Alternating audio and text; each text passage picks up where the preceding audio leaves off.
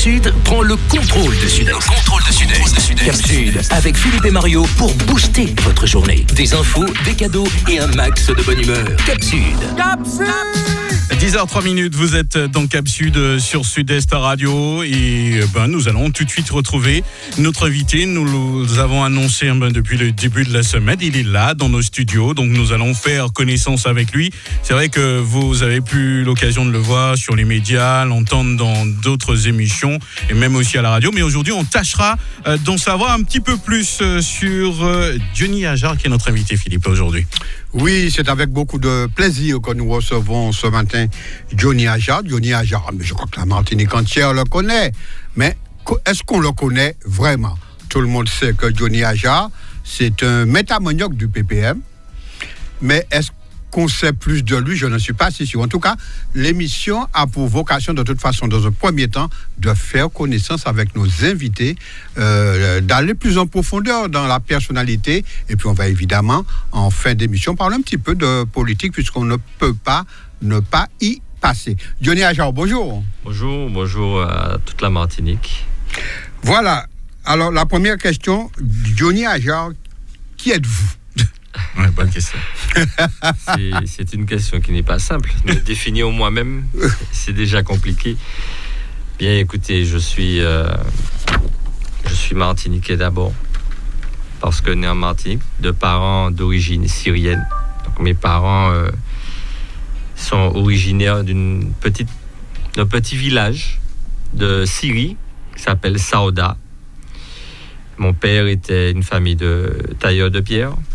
Ma mère était une famille d'agriculteurs. Et dans les années 30, mon père est arrivé en Martinique.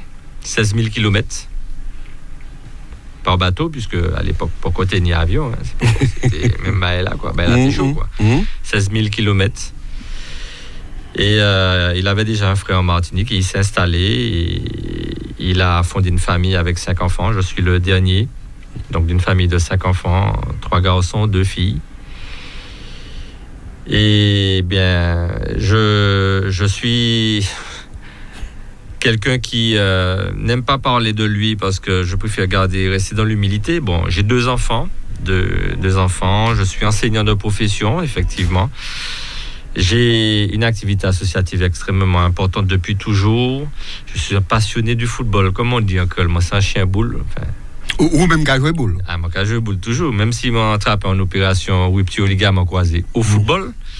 Mais là où on ça, là où passionné en bagaille, ou qu'on continue de la santé, de tout ce que ça peut te procurer comme élément positif de vitalité, c'est vraiment une passion. Alors, c'est vrai que maintenant, je regarde le football international extérieur avec beaucoup plus de recul parce que je trouve qu'il y a beaucoup trop d'argent dans le football. Le football n'est plus le sport qu'il était. Les valeurs qu'il véhicule ont beaucoup évolué quand on regarde ce qui se passe dans les stades. Mais bon, je suis un supporter de l'AS Saint-Étienne. J'ai passé ma carrière footballistique à l'AS Bocanal. Je suis resté dans un club de quartier, même si j'ai fait des petits passages au club colonial et à l'Excelsior, mais très court. Mais vraiment à l'AS Bocanal parce que j'ai été élevé avec les jeunes de Bocanal à l'époque, enfin ma génération, elle me regarde les jeunes, l'âge moins, quoi, qui je dis actuellement tout le monde et ni la vie, quoi, mais nous qu'à joindre de moins en moins. Mais voilà, j'ai passé ma vie entre le centre-ville et Bocanal, Texaco. On allait jouer. Ce qui était intéressant, c'était que le football était joué dans tout quartier. Et puis, il y a un tournoi au Tade. Et chaque quartier était invité, chaque quartier était invité. Tel mois, c'était Bocanal. Tel mois, c'était la Trinelle. Tel mois, on n'était ni la Couperino aussi à l'époque, puisque moi, ça, quand on a dit le centre-ville de Fort-de-France, quoi. À l'époque, pas tennis centre commercial. Ça qui a un gros bidim en ville, là, il a créé centre commercial Perino. Ça pas existé. Tenir la prison. Et en face la Couperino qui était en face lit et puis tenir en salon de coiffure, mais vous savez qui te connaître ça à l'époque, quoi. C'est une époque tenir ciné-théâtre, ça qui te connaître aussi, tu as mangé un petit chacha à frites. Et puis ça t'est beau. Non, moi, et 5 fois, on t'a payé 5 fois, ou t'as mangé un chacha à frites. Je dis ouais, un chacha à frites, bon, pas rien contre. Non, je dis à au pays. On va multiplier ou à 35 francs ou à 40 francs. Si vous mettez en francs, multiplier par 5, il y a 7-8 euros. Mais à l'époque, où non, c'était. Et puis, t'es ni la ville. Nous pas des cafés, mais en ville. tout le monde était ni la solidarité, ni l'amour, la proximité. Vraiment, il y avait une solidarité collective. Et puis, on a toujours été bien accueillis. Mes parents étaient commerçants, mais mon papa me raconte, il a fait les communes à pied, toutes les 34 communes de la Martinique, pour démarrer. Il était dit, moi, il était qu'à vendre... Les été qu'avant anti-pâte dentifrice les motos communes parce que pas ni track pas ni publicité pas ni l'été qu'à monter puis qu'avant en slip en pâte dentifrice en anti-ustensile que les moun ont besoin à enfant 50 centimes il était capable passer en semaine en commune et puis t'es qu'à virer réapprovisionner quoi et en ville. Mais il peut tenir magasin à l'époque. Alors, il commence sans magasin, parce que l'arrivée, il faut qu'il groupe un travail, donc il commence à acheter des petits bagages pour y vendre. C'est comme ça, là, tu as commencé. Mais oui, mais ça a changé bien, oui. Que tout le monde avait, puis tu as dit à l'époque syrien, qu'avant. Exactement. Ouais. Et bon, bien sûr, c'était là où François Arago au départ, et puis après, nous arrivons là où la Martine, et puis moi, il vivait toute là, nous avons joué boule. En mettant l'aria pour contenir autant l'auto à l'époque. Pour contenir l'auto à l'époque. Et puis, il suffit que nous ayons qu'à traverser et Canal Levasseur là pour nous arriver par Bocanal, pour nous ensemble. Donc, c'était une belle la vie parce que, quand on a dit à l'époque, la vie était belle parce que nous avons une solidarité entre les gens. Nous n'avons pas qu'à faire mes cailles. Je dis à Okawe Ferro, nous devant la porte, devant la fenêtre, quand il y a un monde consistant à la prison, conscient mais ou emprisonné. À l'époque, où tu as quitté le magasin en selle, où tu as allé en caille là, où tu as allé faire des courses, tu as viré, voisins, tu as gardé. Exactement. Tu as une belle solidarité. Même si tu as des majors à l'époque, majors à l'époque, ou bien, même si tu as des volets aussi, tu as existé des volets, mais volets, tu as couru. Là, ils vont là-bas, ils courir parce qu'ils prennent peur, parce que tu es tombé en l'air. Je dis, la vie est différente. À quel moment, vous qui vivez Fort-France, en plein Fort-France, à quel moment Fort-France commence à changer, justement, et puis la drogue, délinquance, tous ces bails-là? C'est-à-dire qu'effectivement, je pense que depuis l'arrivée, le crack, c'est ça qui tue le pays, pas seulement en ville, mais le crack.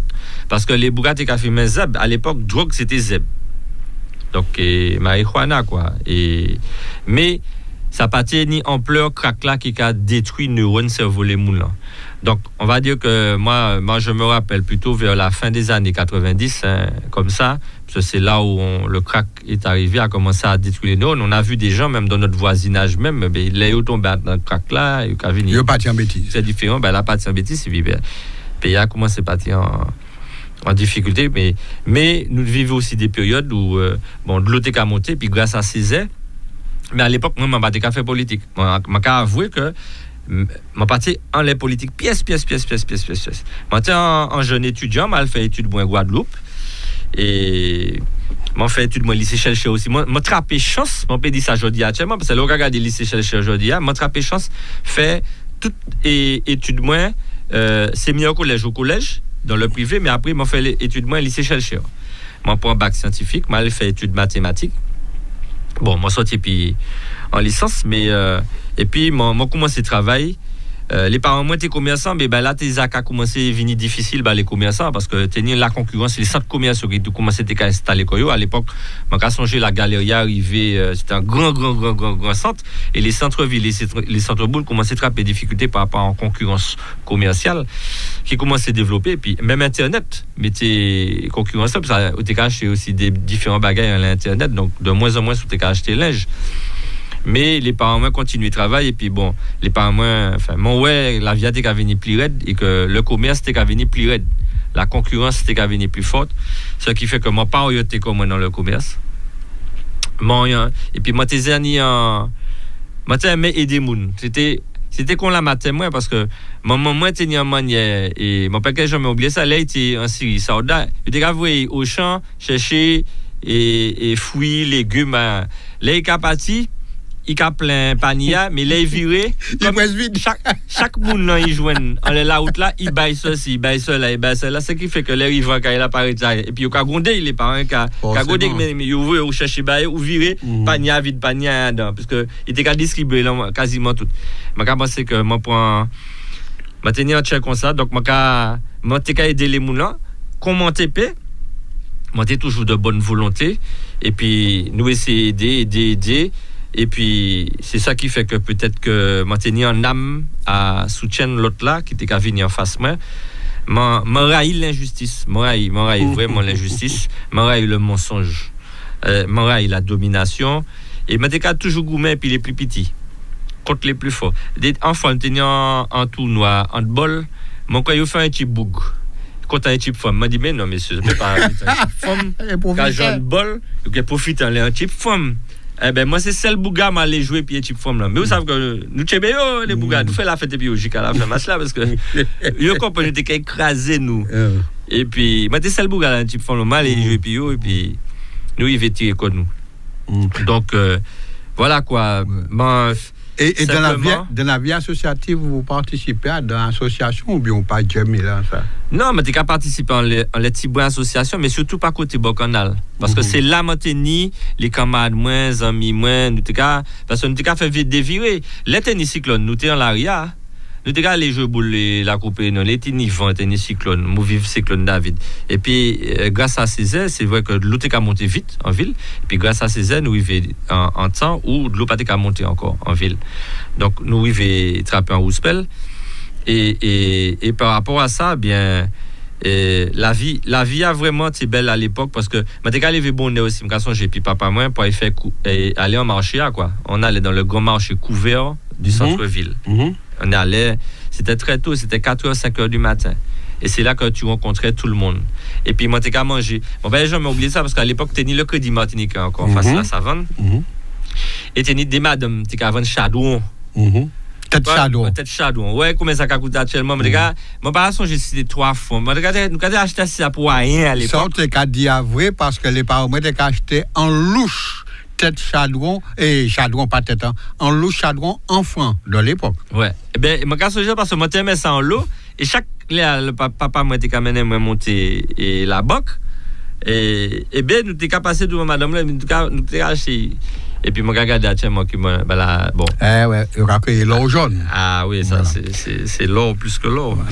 Et puis voilà quoi. Donc moi je me définis comme un être humain qui a un temps sur la terre, comme n'importe qui, quoi. Nous, de passage à la terre. J'ai la foi et l'espérance, je crois en Dieu, énormément. Voilà. Alors, est-ce qu'en tant que jeune, il faut que dire descendant, bien jeune Syrien, puisqu'on dit les parents ont été de la Syrie, l'école, ça passait, mais ça passait, puis c'est Boug, c'est maman là. Il n'y a pas de cas en étranger, il y a très vite qu'on Tchamaï, qu'on tout Tchamaï. Honnêtement, je n'ai pas tapé pièce relation difficile.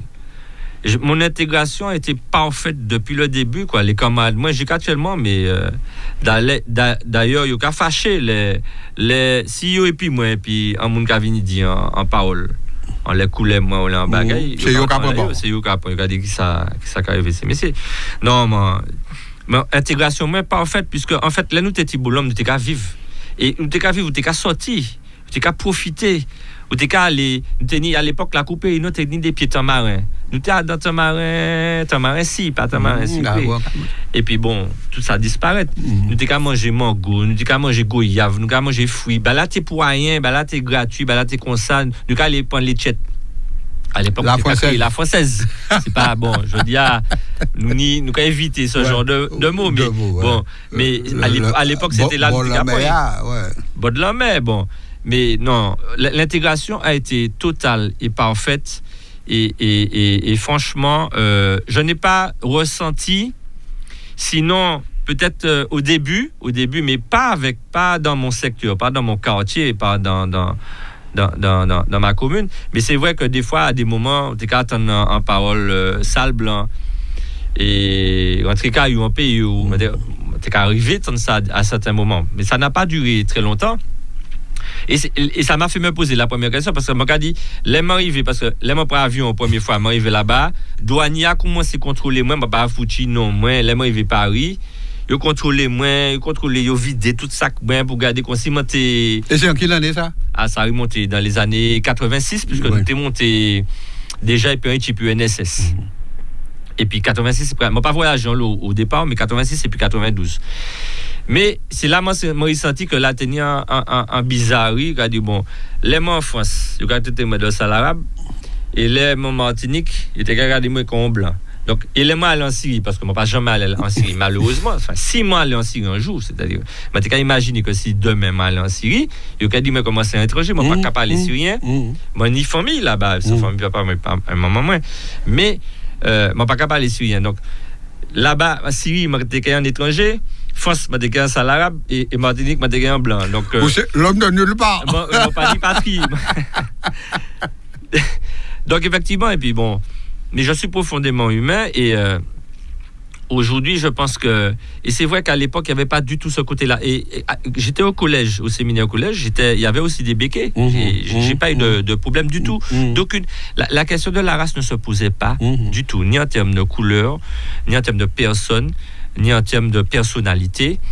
Et donc j'ai vraiment eu une intégration naturelle. D'ailleurs, je me demande comment à qui moment apprendre créole, moi pas même savent. Moi que là t'es naturel en bouche moi.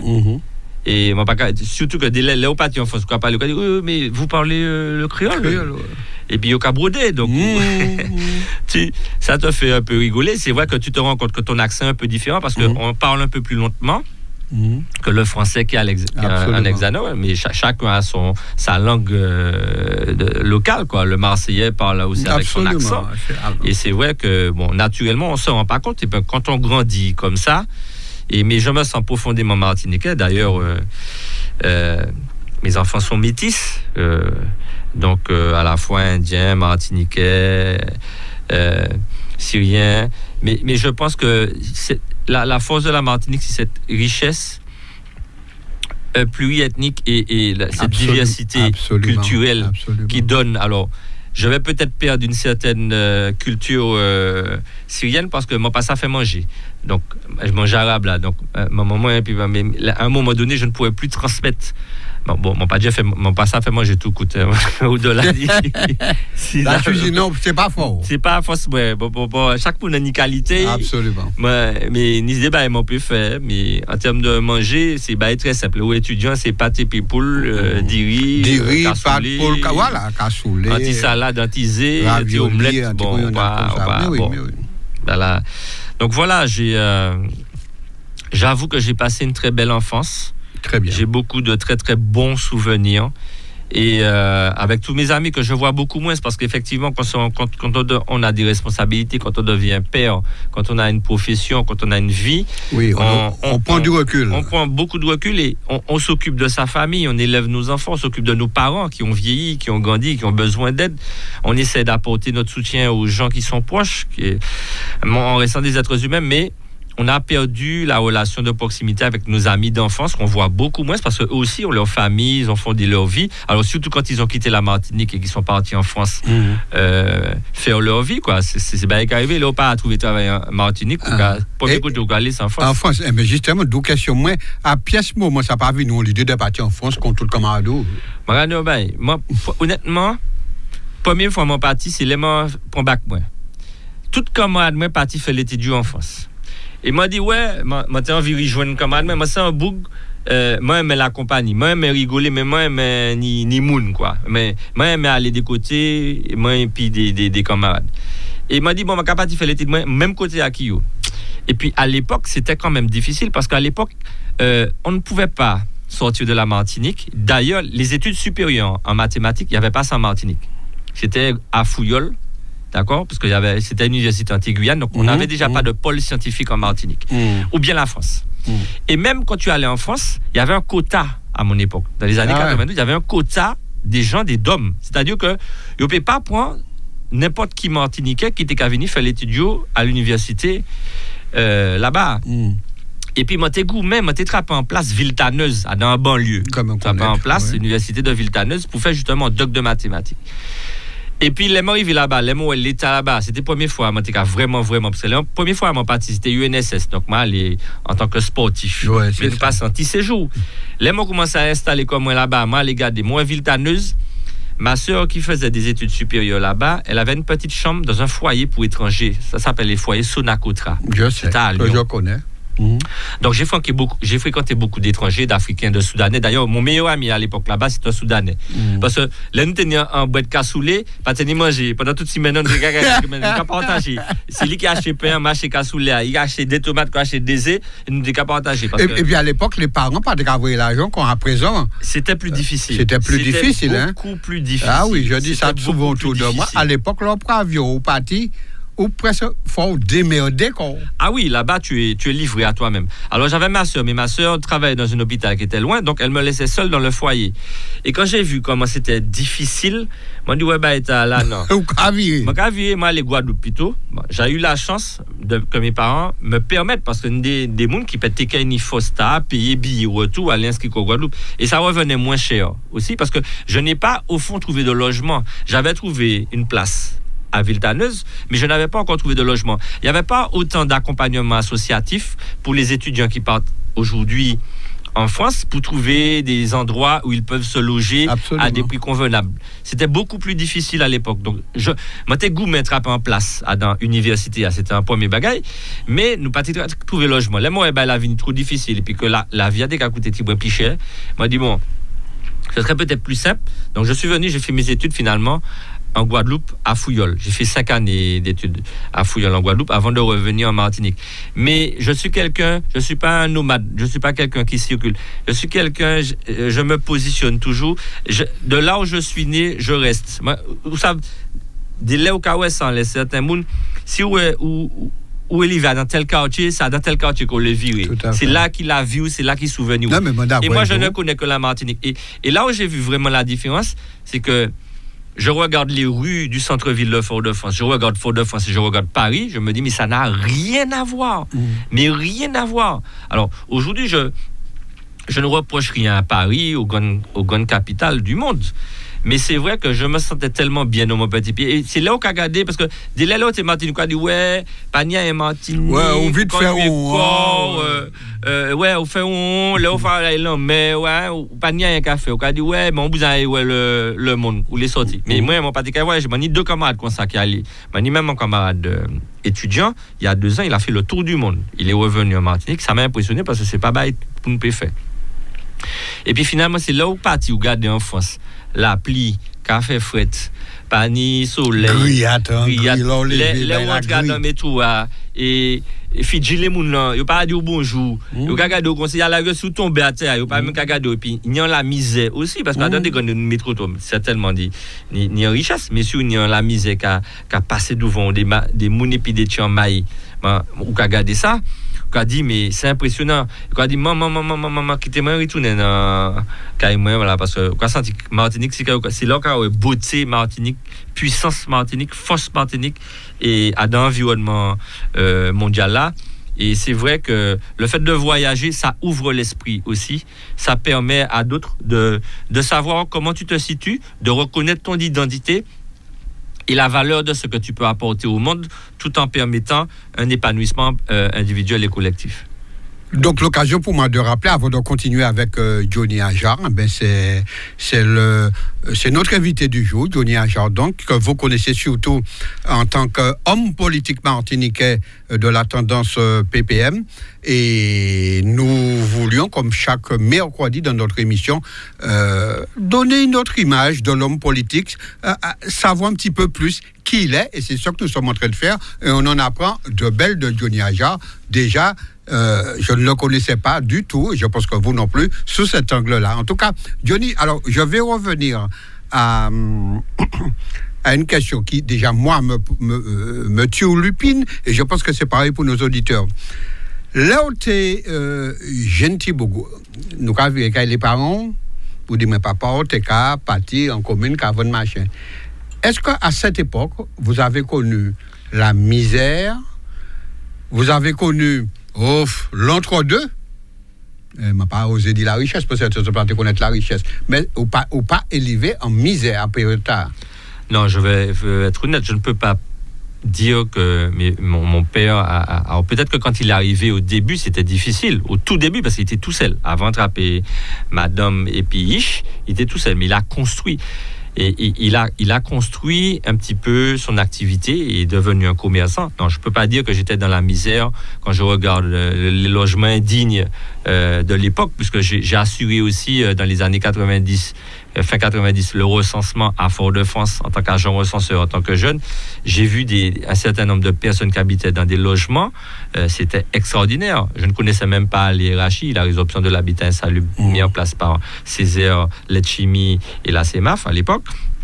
Non, maintenant c'est vrai que mon père, on va dire que il était de la classe moyenne. Parce que et mon père n'est pas quelqu'un qui, même s'il a fonctionné, il avait beaucoup de clients, parce que quand il est monté, c'était d'abord chez les habitants, mais aussi dans les commerces des centres-villes des communes. Donc il était ni client Rivière-Pilote, c'était des mounes, il était qu'à vendre en gros baillot. Donc il a construit sa vie, mais c'était de la classe moyenne, c'est-à-dire qu'il avait de quoi vivre, manger, bon. Mon père était quelqu'un d'adorable parce qu'il ne demandait jamais rien à personne. Il dormait à 20h après journal, moi c'est 19h, à 19h, depuis le journal là, fini. Au lit, il était allé vers 4h du matin, tous les jours, des fois 3h du matin, 4h du matin. Et c'était vraiment quelqu'un qui avait la main sur le cœur, qui aidait aussi les autres. Donc, il a aussi aidé financièrement, accompagné des gens. Et c'était, il était là qui s'est Milo. Donc, c'était Milo, quoi. C'était alors, son prénom, c'est Jamil, en syrien. Jamil. D'ailleurs, j'ai donné à mon premier fils qui est né, parce que c'était une vraie déchirure pour moi, la période de mon père. Mais j'ai donné à mon premier fils le prénom de mon père. Alors, c'est Jamil en syrien, mais en français, ça fait Émile. Donc, ici, il y a des gars qui Milo. Alors, là, moi, à l'école, c'est une anecdote, parce que là, moi, arrivé à l'école. Mani, un papa qui a parlé français, créole, syrien, un maman qui a parlé français, créole, syrien, mais il n'a pas parlé français. Et moi, je m'ai obligé à aller à l'école. Alors, moi, j'ai des frères qui partaient jamais à l'école. Donc, alors, c'est moi qui travaille, mais ils allaient faire études. Donc, moi, j'étais obligé de goumer et en l'école moi-même, puisque c'est pas en les personnes qui m'ont payé. Ou de apprendre à parler français. Voilà, moi, j'étais apprendre à parler français et je n'ai pas été payé comme moi en les personnes en disant famille, puisque pour certains, l'école, c'est pas ça. Et pour les parents, moi, en termes de français, il n'y a pas côté ni niveau A. Donc, c'était un mélange. Donc, mais c'est un apprentissage aussi de vie. Mais, excuse-moi, il y a des cas pris par les Syriens, les parents? Non, mais non. Même pas, parce que justement, parce que moi, pas ça par les Syriens. Si j'étais capable de parler Syrien, moi, suffisamment. J'étais capable de parler plus créole, parce que à l'époque, tu étais capable de parler créole. Là, on monte au commune, tu étais capable de parler créole. C'était la ville, peut-être que tu étais capable de parler bon français, etc. Mais papa, moi, tu étais capable de vivre en commune plus de temps que tu étais capable de passer en ville. Donc, parce que au début, avant, il montait en commune des taxis, et puis il était capable à pied. C'est l'arrivée de l'agent qu'il a acheté en anti-loto. C'était en 404, mon garçon, j'ai à l'époque. C'est grand 404 familial. Ah ouais, parce que vous faut contenir un coffre, vous mettez ces marchandises là-dedans, pour monter, faire travailler là où vous avez à faire. Donc, c'était quelqu'un de la classe moyenne, mais c'est quelqu'un qui n'a pas cherché à investir plus pour devenir plus riche, plus impressionnant, plus d'immobilier, etc. Il avait son petit magasin, il avait sa petite maison, il avait sa famille, ses enfants mangeaient, ils buvaient. Pour lui, c'était suffisant. Et bon, peut-être qu'on peut reprocher que parce que le commerce diminue, les difficultés viennent, donc à un moment donné, les choses deviennent difficiles. Absolument. Et c'est vrai que comme tu n'as pas... Parce que l'argent disparaît, mais l'immobilier reste. On peut considérer qu'il faut investir. Quand tu as à un moment donné, tu as un peu d'argent, au lieu de le garder à la banque, il vaut mieux l'investir pour avoir de l'immobilier, parce que la valeur de l'immobilier ne diminue pas. Ça dépend de là où tu te trouves. Mais la valeur de l'immobilier, c'est comme un lingot d'or. Là où mettez l'argent dans l'OA n'y en valait, qui fait que... Qui est toujours arrêté. Toujours arrêté. Mais l'argent qui a diminué au fur et à mesure. Donc même surtout... Jusqu'à disparaître. Qui a disparu parce que la banque là, chaque mois la banque a tiré un mot sans les bon parce que les banques là qui a stocké l'argent bon il a fait payer, c'est pas pour rien que l'argent là il pas garder l'argent pour nos services. Alors nous avons quitté Voltaire parce que c'était en question personnellement posée. Alors ensuite au venez au fait étude au virer au commencer travail au mailler je suppose au fait ichou. Alors, à qui moment, et puis qui ça qui fait qu'on rentre en politique? Parce qu'on se peut rester là tranquille, faire qu'on papa, faire petit travail, petit famille, et puis rester là tranquille, ou entrer en politique. Alors, très concrètement, les m'ont viré, Martinique. Après études, moi, j'étais obligé, à l'époque, c'était dernier l'année, moi, j'étais obligé de faire service militaire, moi. Donc, j'ai été faire le service militaire, puisque c'était une obligation. Oui, à l'époque, c'était une obligation, oui. Et même, moi, j'étais trappé en chance, parce que j'étais les points, moi, pendant l'année bac, là. Je dit, mais non, mais moi, j'ai fait études supérieures, on ne peut pas prendre moi pendant l'année bac, moi. Donc, yo ba moi en report d'intégration, d'incorporation, qui fait que mon temps fait études, moi. Mais il faut pas oublier que moi t'es pour faire. Et d'ailleurs, mon pas qu'à regretter très franchement parce que moi pense que c'est un bail que la jeunesse t'es pour vivre. Parce que ça qu'a marqué, ça qu'a mis en discipline, ça qu'a fait connaître valer la vie, valer le travail. Et franchement, c'est dommage que le service militaire ait été aboli parce que là pour moi c'est l'une des réponses concrètes à des problématiques de déviance et de jeunesse qui va vers le mal plutôt que d'une partie, je dis bien, parce que d'autres... Mais ça peut recadrer des enfants qui sont totalement désorientés, qui ont eu des problématiques de vie. Ça aide à l'insertion, à l'intégration, ça aide à la conscientisation, à la responsabilisation, et ça permet de comprendre un petit peu le sens de la vie, concrètement parlant. Et donc, Outika dit, moi, pour la politique, alors, les m'ont viré, donc, m'ont fait service militaire, moi, et puis, m'ont été surveillant. Aussi pour donc vous tenez à peu près 20 pieds en la monnaie ou bien non oui là moi viré dans les années 96 ouais moi viré dans les années 96 ouais, c'est bien ça moi ouais un peu 22 23 ans ouais. 22 23 ans là m'ont viré et là bon m'ont fait un coup de surveillant parce que l'agent était venu plus donc ou t'es fait un petit coup de surveillant aussi et puis nous cherchons un travail. Moi, commencé au plus bas de l'échelle. Moi, commencé emploi jeune à l'époque. C'était au lycée technique. C'était le proviseur s'appelait Émile Pastel à l'époque. M'avait recruté en tant qu'emploi jeune. Donc, j'ai commencé au plus bas de l'échelle. Mais j'étais pas sous la politique du tout. Mon patron laissait ça. J'étais un jeune qui vivait. J'étais un passionné de sport. Je faisais beaucoup de sport. Mon café et Maurice Bugui, c'était en planche. Pas le surf du bout, mais couché. Moi, j'ai fait culturisme, moi, j'ai fait football tous les jours, moi, j'ai joué au football tous les jours, dans toute compétition qui nie, plus entraînement. Et donc, je vivais, quoi. Je m'amusais, je me détendais, je profitais de la vie. J'étais vraiment apolitique. Et en fait, ce qui m'a fait entrer en politique, c'est la rencontre avec Serge Letchimy, que j'ai rencontré à un baptême avec ma compagne. Et il s'est assis en face de moi et j'ai trouvé quelqu'un, je ne savais même pas qu'il était en politique. Je l'ai connu en tant que parent de ma compagne et on discutait. Il avait l'échange très, très simple. C'était vraiment un humain. Il me posait des questions sur mes études, sur ce que je faisais, etc. Et là, bon, c'était une première rencontre, mais il ne s'était rien passé. Il ne m'a jamais parlé de politique. Il ne m'a jamais parlé de politique. Et puis, 2001 arrive, il est candidat au municipal. Donc, bien sûr, je le soutiens en tant que jeune parce que j'ai vu que c'est un visionnaire, c'est un leader, c'est quelqu'un qui a fait beaucoup pour la Martinique et pas seulement pour Fort-de-France. Et c'est quelqu'un qui a une vision de l'avenir. Et en tant que jeune, te dis, mais aujourd'hui, il faut absolument qu'il y ait un sens à l'avenir, aux perspectives que l'on veut donner à demain pour nous, les jeunes qui arrivons. Parce qu'à l'époque, j'avais 23 ans, 24 ans. Et il me propose d'être sur sa liste au municipal. Moi, j'ai demandé, oui, mais ça veut dire quoi, politique, conseil municipal, c'est qui ça? Il m'a dit, mais non, t'inquiète pas, il est aussi de la démarche de défendre le corps. C'est-à-dire qu'il te met en mission et puis défendre le corps. Il te donne la liberté d'action et défendre le corps. Je lui ai même demandé est-ce que je devais démissionner de mon emploi jeune pour entrer. Il dit, mais non, surtout pas faire ça. Parce que si on fait ça, on fait. Et donc, effectivement, je suis entré, j'ai découvert ce que c'était que m'asseoir dans un conseil municipal.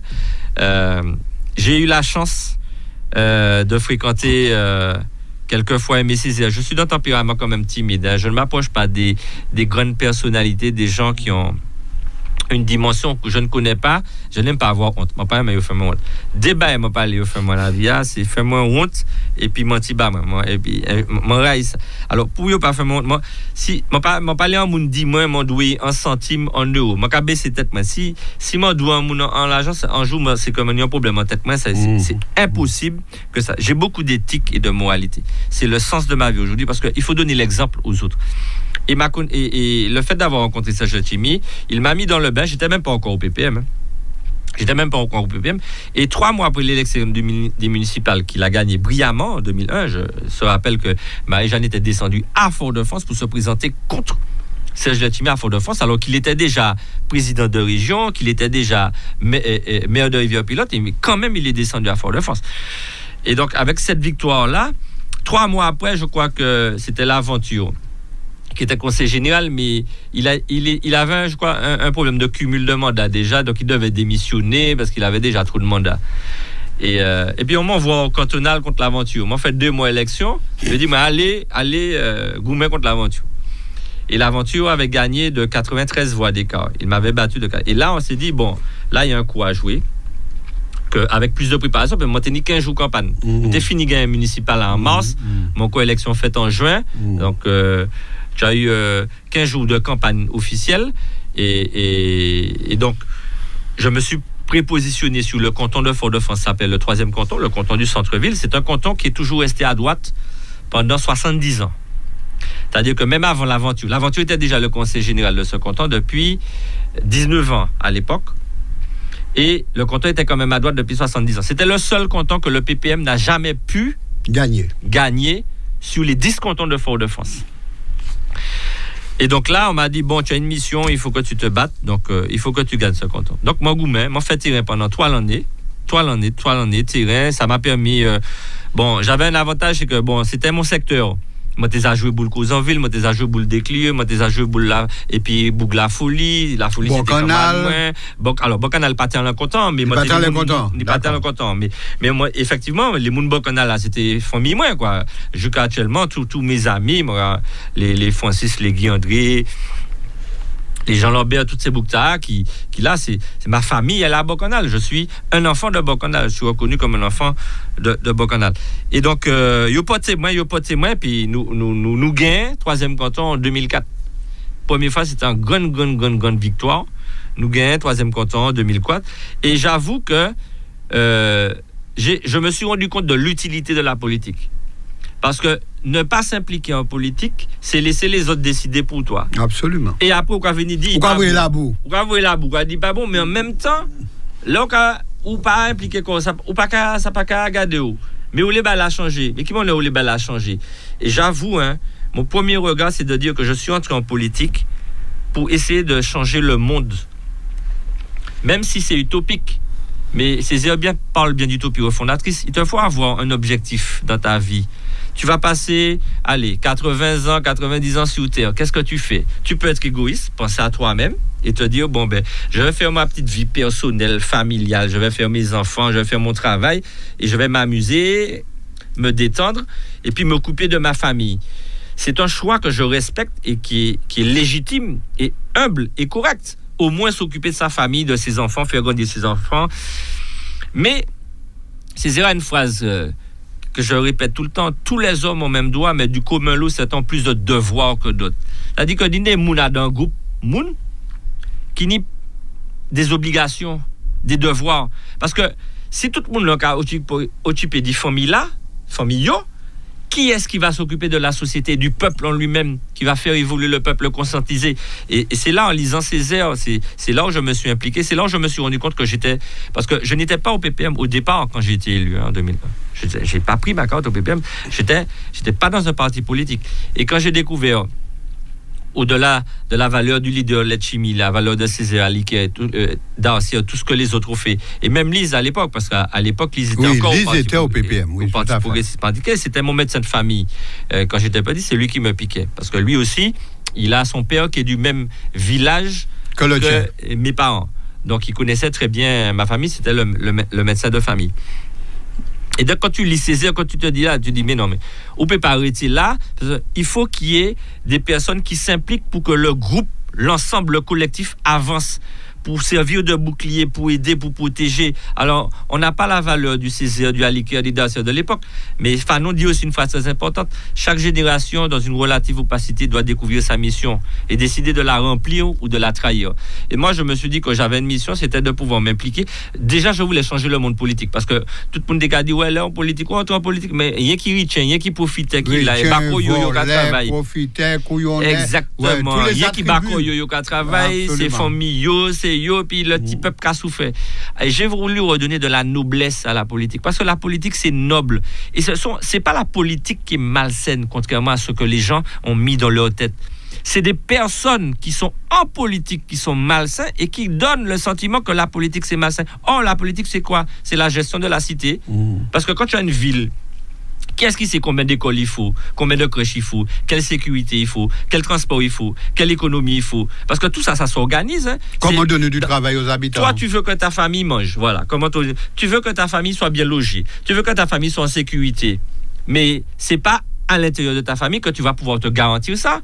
Ce n'est que dans le cadre collectif beaucoup plus large d'une ville, par exemple, un maire a le pouvoir aujourd'hui de définir la politique qu'il met en place en matière d'éducation, en matière de transport, en matière d'économie, en matière de logement, en matière de culture.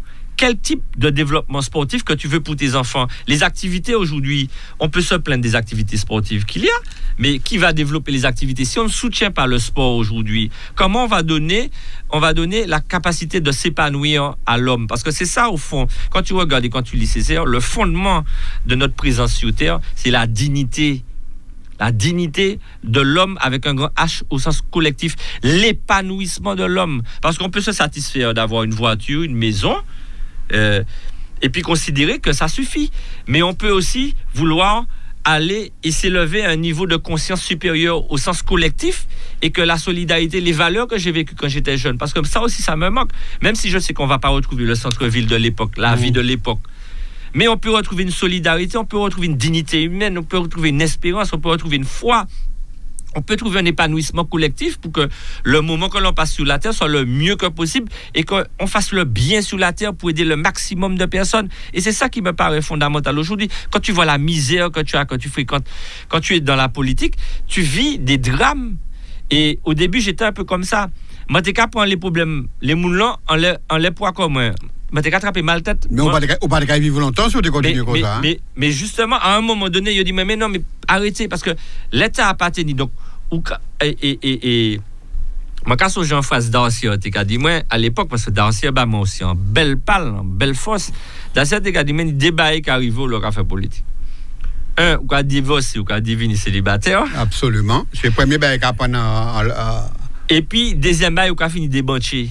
Aussi. Parce que, quand tu fais de la politique au sens noble, quand tu aides les gens, et j'ai cet exemple de Nabeti, Émile Nabeti qui a été conseiller général sur le canton 4, qui est le canton à côté du mien, c'était le canton de religieuse, Haut du Port, Ravine Bouillet, et qui était grand commerçant. Lui aussi, il avait les gens, quand il y avait des problèmes, des besoins sociaux, les gens, Césaire envoyait les gens dans le magasin de Nabeti. Nabeti a aidé beaucoup de personnes. Beaucoup donné, là mon Dieu, c'est pour habiller, pour mettre et ustensiles en caille, etc. C'était pour rien. Mais ça a un coût, c'est-à-dire que c'est pour rien pour la personne qui récupère. Oui. Mais à un moment donné, le commerçant lui-même, il peut le faire. Le commerce périclite. Et je me rappelle, en 2004, Nabeti, qui voulait me donner un coup de main pendant ma campagne, m'a dit, mais je ne peux pas t'aider financièrement. Et en stock, en dépôt, il lui restait quelques t-shirts, mais qui était déjà bien abîmé. Ça m'a fait de la peine, parce que Émile Nabeti a sacrifié sa vie. Je pense qu'il faut lui rendre cet hommage-là. Et puis on ne le savait pas non plus. Hein. Si tu ne l'avais pas dit là... Je le dis, et les gens des quartiers, notamment les aînés, les anciens, peut-être pas les plus jeunes, parce que les plus jeunes n'ont pas connu Nabeti. Mais moi, je peux dire... Alors, je ne veux pas citer que Nabeti, mais c'est comme c'est lui que j'ai vécu en direct, en face à côté de moi. Je peux en témoigner, parce qu'il est venu me donner un coup de main, malgré son âge. Il a été très proche de Césaire, il était un profond césériste, d'accord, et il a vraiment l'économie, le magasin qu'il avait, il a mis au service du peuple, et ce qui fait qu'il s'est retrouvé à la fin sans plus grand chose, mais il ne le regrette pas, hein. C'est un don qui est fait. Et c'est vrai que quand tu vois ça, tu te dis, mais tu as envie de donner aussi. Bon, maintenant, dans la limite de ce que tu peux donner aussi, puisque Manichama, il faut qu'ils vivent. Absolument. Alors, à un moment donné, je me suis dit, bon, mes amis me disaient, mais non, mais on ne peut pas tuer comme ça, parce que, ou qu'arrive 5-6 mountas, pas ni l'argent pour mettre Tchama, il est en cantine, ou pas ni en logement décent, ou bien femme battue, ou bien t'as qu'à chercher travailler. Donc, mais, le problème là, c'est qu'on pas bon Dieu, on peut pas trouver travail comme ça, tout le monde. On peut mettre en place les conditions du développement. Mais on ne peut pas battre tout le monde au travail. Surtout que là, Cavini de plus en plus difficile. À l'époque, les politiques publiques étaient tournées autour des municipalités qui recrutaient à tour de bras, mais c'était justement pour donner un salaire à chaque famille. C'est un petit peu ça que Césaire a fait sur Fort-de-France. C'est ça qu'il a fait. Il a donné du travail à la Martinique entière dans les années 60. Il a accueilli le mal-développement de toute la Martinique. Absolument. Il a donné un morceau de terrain, il a donné l'eau, il a fait monter l'eau, il a fait arriver l'électricité, il a donné du confort et il a donné à un membre de la famille du travail pour que ce membre puisse s'occuper du reste. Ce membre puisse s'occuper de toute la famille. Et ça a donné l'aide chimie, ça a donné du VEG, ça a donné aussi beaucoup de personnes qui aujourd'hui veulent rendre aussi ce qu'ils ont reçu de Césaire aux Martiniquaises et aux Martiniquais. Alors, ça m'a poussé à te poser une question directement dans la conversation qu'on poursuit. Est-ce que pour faire de la politique, est-ce qu'on peut avoir le cœur faible? Il faut avoir de l'empathie, la capacité de se mettre à la place de l'autre. Mais le cœur faible, si c'est le cœur faible au sens d'aider les plus humbles, les plus démunis, oui. Il faut, mais sinon, ça n'a pas de sens de faire de la politique. Parce que c'est réduire les inégalités, la politique. Celui qui est déjà riche et à l'aise, il est peut-être riche de matériel, il est à l'aise financièrement, mais il faut qu'il soit dans un épanouissement individuel et collectif, qu'il sente que sa place, c'est pas simplement par rapport au matériel. Parce que là, au mot, on ne peut pas sans rien. On ne peut pas tout seul. Ni l'auto, ni caille, ni ceci, ni exact. Donc, on peut accumuler, mais tu ne peux pas l'accumuler au détriment des plus humbles, des plus démunis. Donc, oui, il faut avoir le cœur faible au sens que tu dois pouvoir comprendre la misère, ce que c'est que ne pas avoir de quoi manger, la souffrance de ne pas pouvoir travailler, la difficulté de se retrouver dans un logement indigne, la difficulté d'avoir des enfants et de ne pas pouvoir leur donner l'éducation que tu voudrais qu'ils soient parce que tu aurais voulu qu'ils aient des cours de soutien en mathématiques, mais on n'a pas ni l'argent pour bailler un professeur maths. Donc oui, il faut avoir cette faiblesse, mais qui n'est pas, peut-être pas le mot faiblesse qu'il faut utiliser. Le mot empathie conviendrait mieux. Maintenant, il faut avoir une force et un moral d'acier en politique, parce qu'effectivement, face à toi, tu as des ogres, tu as des requins, effectivement. Tu as des gens qui ont organisé tout un système pour que ça soit le moins de personnes qui aillent voter, pour que, que la majorité des gens n'aillent pas voter, pour que la minorité des gens que lui va faire voter vote pour lui, pour qu'il soit élu, pour qu'il puisse diriger comme il veut, quand il veut et avec qui il veut.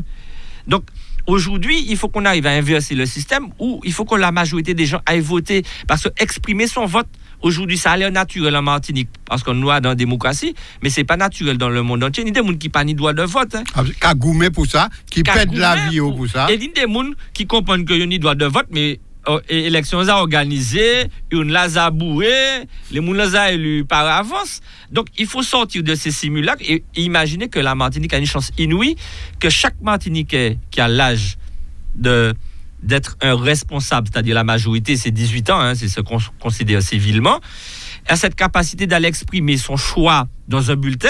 Alors, il fait le choix qu'il veut, mais il ne peut pas rester étranger à la politique qui est menée parce qu'elle a un impact sur lui. Parce que la politique, on doit comprendre que la politique, c'est un milieu non seulement malsain, mais c'est à part. Tous les jours qu'on fait politique. Là, on a habillé, c'est politique qu'on fait. Ça, on a mangé, c'est politique qu'on fait. Côté où on a aller à un petit pièce théâtre là, c'est politique qu'on fait. Sport là, on a aller garder sans politique qu'on fait. Son choix. Alors, ça amène moi directement à poser une question, et c'est quand même peut-être parmi les dernières questions, puisque il était nous 10 minutes d'émission. Qui regarde aujourd'hui à sous situation Martinique? L'occasion de Martinique. Alors, est-ce que c'est fait de la politique politicienne que de dire pays en bêtise? Est-ce que c'est il manque chez nous des claviers pour appuyer en l'air pour nous Martinique sous plusieurs angles? Qui regarde où Tony a le pays Martinique aujourd'hui? C'est sûr que quand tu me poses cette question, on va penser que ma position est partisane. Et déjà toute faite. Mais c'est quand tu es dedans, quand tu vois les dossiers, on va voter le budget la semaine prochaine. On va voter le budget de la collectivité territoriale de la Martinique la semaine prochaine. J'ai déjà les documents. Donc j'ai une analyse plus fine que ceux qui sont à l'extérieur. Absolument. Et comme je fais de la politique depuis 18 ans maintenant, je sais très exactement quel schéma aujourd'hui est en place, ce qui est en train de se mettre en place. La situation est, au-delà de ce que je vais dire, vous allez voir, tous les indicateurs sont extrêmement négatifs. Tous les indicateurs sont extrêmement négatifs. Le BTP en crise. Le climat des affaires est en train de chuter. L'investissement a chuté sur la Martinique sur les 2 dernières années de moins 300 millions d'euros. Je répète, le budget de la CTM, quand l'équipe qui est en place est arrivée le 17 décembre 2015. Le budget qu'ils ont voté pour 2016, c'était environ 1,4 milliard d'euros, c'est-à-dire 1 400 millions d'euros. D'accord? Aujourd'hui, le budget qu'ils vont voter, c'est 1,1 milliard d'euros. C'est-à-dire qu'en 2 ans, l'argent qui est injecté pour la Martinique, au niveau social, au niveau économique, au niveau culturel, à tous les niveaux, au niveau énergétique, cet argent-là a chuté de 300 millions d'euros. Et pourquoi? Parce qu'il n'y a pas de projet. Un. Deuxièmement, aujourd'hui, la difficulté qu'ils ont, c'est qu'ils gardent volontairement l'argent, ils ne font pas d'investissement. Ils ne font pas d'investissement, donc ils gardent l'argent pour... Et c'est une logique, hein. La logique politique, je vais sortir de la technique. Il y a 2 logiques politiques. La logique politique progressiste dans laquelle Césaris, dans laquelle Letchimy et nous sommes. C'est-à-dire, je prends un exemple très concret. Soit je te donne du poisson tous les jours pour que tu puisses manger. Donc, je te rends dépendant de moi. Parce que si vous faites, obligez-moi des moins, bon poisson pour manger. Ça, c'est la logique de la CTM en place, de Marie-Jeanne, Carole, L'Aventure, tous ces gens-là aujourd'hui. Donc, c'est une situation, on ferme les robinets, on affame le peuple, d'accord? Et 1 an avant les élections, on va ouvrir les robinets, mais uniquement de l'aide sociale. Je te donne. Pas oublier, c'est moi qui vais. Donc, obligez voter bail en 2021. Donc, ça, c'est une logique de dépendance. C'est ce que Césaire appelle le populisme. Le populisme, c'est la culture de tous les mécontentements, de toutes les irritations. Je reprends Césaire, la définition. La culture de tous les mécontentements, de toutes les irritations, même les plus minimes, dans un seul but, de démoraliser, de déstabiliser tout un peuple pour le rendre disponible à tout catastrophisme et tout catastropheur. Ça veut dire qu'aujourd'hui, la catastrophe est indiquée par ni l'argent. C'est la catastrophe, pas ni l'argent, pas ni un pays. Mais, je vais sauver les autres, je vais réduire ces pays. En même temps, ou qu'à thésauriser, c'est-à-dire qu'on va mettre l'argent de côté tranquillement, en dépôt, mais au pas en dépôt, ou pas et puis on va afficher pani. Le faux déficit, je n'en reviens pas. La Chambre régionale des comptes a réglé le problème. Mais il n'intègre toujours pas les résultats du faux déficit. Donner les bons résultats, les corrections de la Chambre régionale des comptes, ils ne les mettent pas dedans. Donc aujourd'hui, la réalité, c'est qu'il n'y a pas d'investissement. Le pays est à l'arrêt. Le chômage a augmenté. Les associations ont été liquidées pour la plupart parce qu'elles n'ont pas les moyens, les subventions n'ont pas été versées. Là où ça devient criminel, c'est que je regarde l'ACIS qui s'occupe des plus humbles, des plus démunis, des plus défavorisés. La CTM leur doit près de 500 000 euros. Quand tu regardes Martinique Pionnière, qui aide les femmes à créer leur entreprise, à les accompagner, liquidées. Je regarde l'Union des commerçants Fouillalais, 500 commerçants qui avaient un projet de dynamisation du centre-ville. Il restait la dernière quote-part de financement qui était déjà attribuée par la région de l'époque. Ils n'ont pas payé, ils ont obligé l'association à être liquidée. Des dizaines d'associations comme ça. Le chômage qui augmente, la situation du pays est catastrophique. Or, il y a des solutions pour en sortir. Et c'est ça la problématique. Parce que le premier schéma, c'est affamer le peuple et le rendre dépendant. Et puis le deuxième schéma, c'est le schéma progressiste que nous défendons. On va t'apprendre à pêcher. C'est-à-dire que même si au début, on va te donner des aides, on va t'accompagner, mais comme on va t'apprendre à pêcher, tu seras capable de pêcher tout seul toi-même. Ça veut dire que tu vas le nourrir, toi et ta famille. Tu ne seras plus dépendant de moi parce que tu seras devenu autonome individuellement en tant qu'être humain. Tu seras devenu digne parce qu'on veut redonner de la dignité à l'homme. On veut sortir de la domination, on veut sortir de la soumission. Et c'est là le combat que l'on mène, le combat de Césaire, le combat de l'autonomie. La prison contre de nos réalités. C'est ce combat que nous devons prendre aujourd'hui pour que la personnalité collective martiniquaise existe réellement et concrètement. Pas par une dépendance de nous-mêmes par nous-mêmes. Parce que c'est des Martiniquais eux-mêmes qui se disent patriotes, qui affament le peuple aujourd'hui et qui le rendent encore plus dépendant d'eux. Ça veut dire qui ça? Ça veut dire que tu es dépendant de quelqu'un qui n'est pas éternel. Et une équipe qui n'est pas éternelle simplement pour occuper des postes. Il faut sortir de la vision des postes et regarder l'intérêt général. Alors, il y a quelqu'un qui m'a dit cette semaine, il y a 2-3 jours de cela, qu'il faudrait que, si on veut se faire une idée de l'état de la Martinique, aller au tribunal de commerce. Et cette personne me disait, parce qu'elle-même y est allée pour la gestion de son association, parce qu'elle est en train de passer, comme tout le monde, à la phase clé sous la porte, elle me disait qu'il fallait voir le nombre d'associations et d'entreprises, et ça se passe quelquefois avec des pleurs de personnes qui sont en train de voir leur entreprise disparaître, leur association qu'elles ont créée, pour ils ou elles ont créé pour venir en aide aux autres. Enfin bon, cette personne me disait en fait, si tu veux voir l'état de la Martinique, va faire un petit tour au tribunal de commerce. Est-ce que cette information-là, vous l'avez? Mais bien sûr, mais tu as tout à fait raison. Mais au-delà des associations qui sont des structures, qui sont des associations loi 1901, qui ne sont pas là pour faire du bénéfice, mais qui donnent de l'activité, du travail et du salaire à des gens. C'est des dizaines de familles qui se retrouvent sans rien. Des dizaines de familles qui se retrouvent sans rien. Avec quoi comme obligation?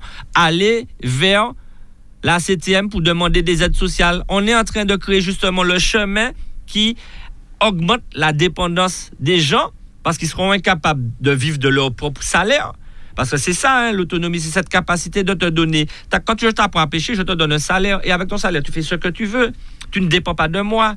Mais créer cette dépendance, les besoins sociaux vont augmenter. Mais là où ils ont un problème, c'est que les besoins sociaux vont augmenter considérablement, mais il n'y a pas de création de richesse. Et les dotations d'État diminuent de plus en plus. Donc ils ont un problème extrêmement grave, parce que s'il n'y a pas de création de richesse, c'est comme un agriculteur. Il a des semences. Il sème, mais il faut arroser pour que les semences fassent des fruits et des légumes pour que tu puisses récolter et créer ta richesse. Le problème, c'est que les semences diminuent. Tu ne peux pas avoir de semences nouvelles parce que tu n'as pas créé de richesse. Parce que c'est l'argent de la récolte que tu vas vendre tes fruits et légumes qui va te permettre d'acheter des semences. Sauf que tu ne peux pas acheter de semences puisque ou pas qu'à créer richesse, donc ou pas qu'à vendre rien. Donc aujourd'hui, on devient ultra dépendant d'une collectivité unique qui a un pouvoir immense. Je rappelle que le deuxième plus gros budget de la Martinique, c'est celui de la CACEM, avec 160 à 180 millions. Et le troisième, pas très loin, celui de la ville de Fort-de-France, également avec 180 millions d'euros. Donc, tu as 1,1 milliard, même si tu étais à 1,4 milliard, tu as 1,1 milliard aujourd'hui. Et le deuxième, c'est à 180. Donc, tu es loin. Tu mets le budget de toutes les communes ensemble, tu n'arrives même pas à la moitié de ce que la CTM possède. Donc, aujourd'hui, il faut investir parce qu'il faut créer de l'argent. Et aujourd'hui, il faut donner de l'activité parce que l'activité va donner de l'emploi, va donner du pouvoir d'achat. En plus, dans un pays où la vie est chère, là, quand il fait couche, je dis, on va regarder un panier, on va l'acheter, on va regarder, mais on pas acheter viande, on pas acheter bail qui cher, et on a 100, on a 150, 90 euros sont montés, oui, la parce viande. qu'en plus, le roi qui a venu fou et puis le roi, parce que le roi a dit, mais c'est pas possible. Martinique, je dis jour, le panier de la ménagère est cher, de l'eau est cher, l'électricité est cher, tout est cher. Et face à ça, effectivement, on a l'impression que le pays est en train de décliner. Alors, la question, ce sera peut-être la dernière, mais face à tout ce que tu me dis là, que pouvez-vous, pas toi en tant qu'individu, je parle de ton parti politique, des autres, que pouvez-vous faire? Non, mais ce qu'on fait déjà, c'est-à-dire résister, mais il faut surtout arriver à communiquer et éveiller les consciences. Parce qu'aujourd'hui, il y a aussi une communication qui donne le sentiment que tout va bien. C'est incroyable. C'est incroyable comment l'argent est mis par cette collectivité, c'est une communication, se concentre sur des choses qui sont inutiles, d'accord? C'est pas le goudron qui va créer des richesses. Donc on a deux travails, c'est continuer à résister et faire des propositions. On n'arrête pas de faire des propositions dans le domaine du transport, dans le domaine de l'économie. Il n'y a pas qu'à prendre en compte ça, c'est mais au moins on aura la conscience tranquille d'avoir fait des propositions. Mais il faut que le peuple aussi se réveille, parce qu'il y a une forme de terreur qui s'est installée globalement sur la Martinique, mais même au niveau du personnel de la CTM aujourd'hui. Est-ce que tu sais qu'il y a le personnel d'en haut, le personnel d'en bas, le personnel du conseil général? Je te prends un exemple tout bête, tout couillon. Les deux personnes, si tu es ex-conseil général, tu payes 12 euros pour manger à Plateau. Si tu es ex-conseil régional, tu payes 5 euros. Et pourquoi? Vous êtes tous les deux personnels de la CTM. Mais pourquoi? Bonne question. Ils ne sont pas capables d'organiser le personnel. Ils ne sont pas capables d'avoir une politique de ressources humaines efficace. Or, il ne suffit pas d'avoir l'outil. C'est la voiture, la CTM, c'est une voiture aussi. Mais ce pilote-là qui a dit dans l'auto, puis l'administration qu'il a, c'est eux qui a fait tout le travail des mises en œuvre des politiques publiques. Or, même, il y a un mal-être profond à l'intérieur d'une partie des 4000 salariés il y a des chasses aux sorcières, t'as qu'à goumer contre ta, parce que si ou pas, ou mime ou pas, si ou pas qu'attraper, attention, depuis on y en tête ou t'es proche, la chimie, ou bien. Même pour aller dire agent bonjour, là, j'arrive en plénière, ni certains qui pas qu'à venir, parce que yo peur que yo dit que comme monsieur dit agent bonjour, ça veut dire que il y a d'un bail là aussi. Donc les moulins, yo m'a arrivé yo peur moins, et puis yo ni en forme de terreur qui est installé quoi yo. Or aujourd'hui, il faut plusieurs choses. Une organisation et un personnel qui soit mobilisé et motivé sur un projet précis. Ils ont des autorisations d'engagement, c'est-à-dire des projets bouclés, ficelés. Les mots du bouclé, administrativement, techniquement, financièrement et juridiquement, projet à boucler. Point. Mettez des crédits de paiement, 17 ans, c'est pas grave. Mais mettez en place pour créer de l'activité, pour créer de la richesse. Donc, organisez le personnel. Organisez les projets pour les mettre en œuvre concrètement pour justement commencer à investir. Parce que tant que nous n'avons pas investi, là, il faut mettre en place des plans de relance d'urgence. Des plans de relance d'urgence. Parce que tu as parlé d'associations, mais dans le BTP, c'est une catastrophe. Je sais aussi. Dans les très petites entreprises, c'est une catastrophe parce que ceux qui ne se rendent pas compte aussi, soit-disant, ils sont arrivés pour diminuer les délais de paiement. Mais les délais de paiement ont augmenté. Et quand tu ne payes pas des associations, une association, ce n'est pas la grande distribution qui est capable de tenir peut-être 1 an ou 2 ans avec une trésorerie par des banques. Mais ils payent cash. Et ces gens-là ne sont pas payés.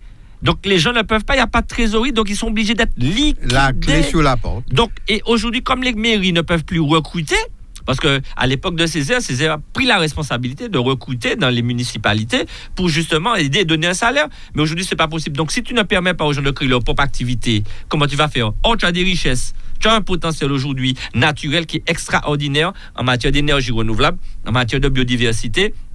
Et en matière humaine, tu as un savoir-faire, des compétences marketing qui sont extrêmement importantes dans le numérique et dans le digital, par exemple. Tu as un tas de jeunes brillants martiniquais aujourd'hui qui sont capables de monter leur start-up. J'en ai vu un dernièrement là, il a monté une Livebox. Il va faire concurrence à Canal Sat, il fait concurrence, mais il a sorti une entreprise, un martiniquais, qui est brillant et qui a créé son petit Internet à lui, qu'il loue à des prix défiant toute concurrence vis-à-vis de grands comme Canal Box, SFR, Free, ces bagailles. Donc, on a la richesse aujourd'hui humaine, on a des projets, mais il faut sortir du carcan de la dépendance de l'autre. Parce que aujourd'hui, la question d'être élu et subsidiaire, la question c'est qu'est-ce qu'on veut pour le peuple martiniquais. La dignité de l'homme avec un grand H, la reconnaissance de la personnalité collective martiniquaise et surtout le mieux vivre et le mieux-être du peuple martiniquais. C'est un combat que nous devons mener, se battre contre le populisme, se battre contre la dépendance, et c'est ce que le PPM aujourd'hui, les progressistes de manière générale, qu'ils soient de droite ou de gauche, essaient de mener face aujourd'hui à une politique qui est scélérate, qui crée non seulement une dépendance, une domination et une soumission de petits groupes de Martiniquais et une domination de notre groupe martiniquais sur le petit groupe martiniquais. Eh bien, voilà, on aurait pu continuer longtemps encore, je suppose, Johnny Ajar, mais l'heure est venue pour nous de mettre un terme à cette émission. Et puis, je vous souhaite une excellente journée à vous. Merci beaucoup. Merci à Radio Sud-Est. Merci à toute la Martinique. Désolé, je m'en capable en l'eau. Voilà.